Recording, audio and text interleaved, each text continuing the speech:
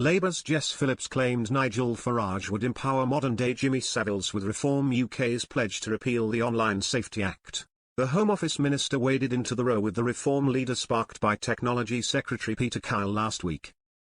Mr. Kyle sparked fury from Mr. Farage after saying he was putting himself on the side of extreme pornographers and people like Savile by opposing the law.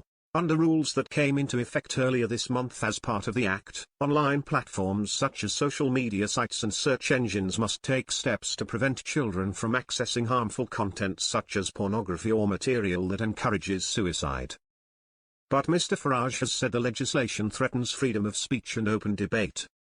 Writing in The Times, Ms. Phillips said, "Farage said it's the biggest threat to freedom of speech in our lifetimes. My colleague Peter Kyle said he was siding with modern-day Jimmy Saviles preying on children online." She said she would like to speak to Mr. Farage about one of those modern-day Saviles, Alexander McCartney. McCartney, who posed as a teenage girl to befriend young females from across the globe on Snapchat and other platforms before blackmailing them, just needed a computer to reach his targets, Ms. Phillips wrote.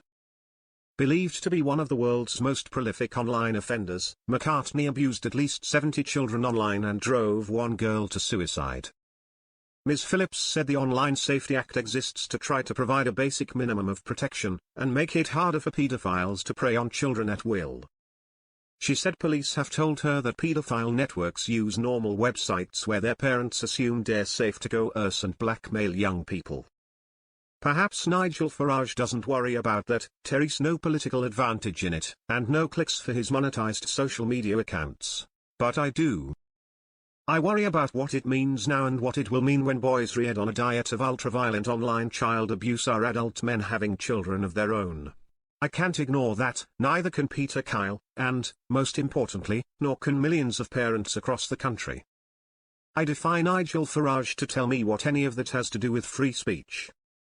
I defy him to meet even one parent who has lost a daughter to suicide because she was being blackmailed online and tell them that is just the price of civil liberties. Maybe he'd feel differently after that kind of meeting, or maybe he wouldn't care. Her comments echo those of Mr. Kyle, who said last week, "Make no mistake about it, if people like Jimmy Savile were alive today, he'd be perpetrating his crimes online." And Nigel Farage is saying that he's on their side. Mr. Farage demanded an apology from the Technology Secretary, who refused to withdraw the remarks.